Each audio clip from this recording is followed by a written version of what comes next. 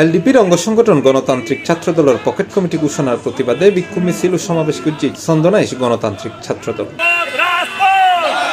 শুক্রবার মার্চ 21 তারিখ বিকালে চন্দনাইশ সদরের শাহমিন পার্কত প্রতিবাদ সমাবেশের বক্তব্য রেখে ছাত্রদল নেতা জসিমউদ্দিন, মোহাম্মদ সাইম, মোহাম্মদ শওকত পারভেজ, মোহাম্মদ সুলাইমান, মোহাম্মদ সুলতান সহ আরো বোধ গাই।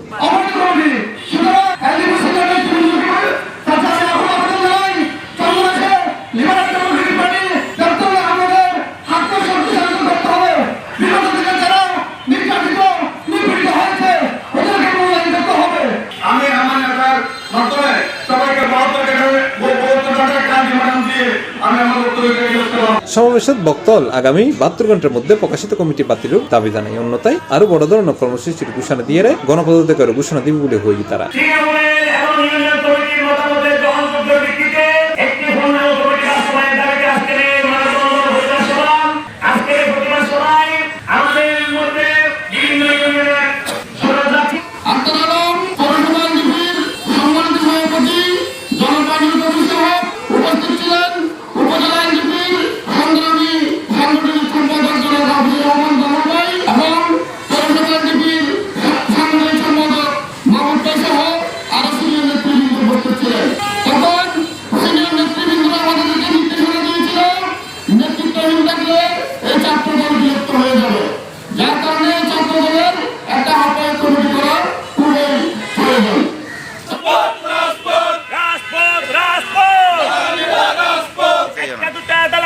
C+ TV, Chittagong.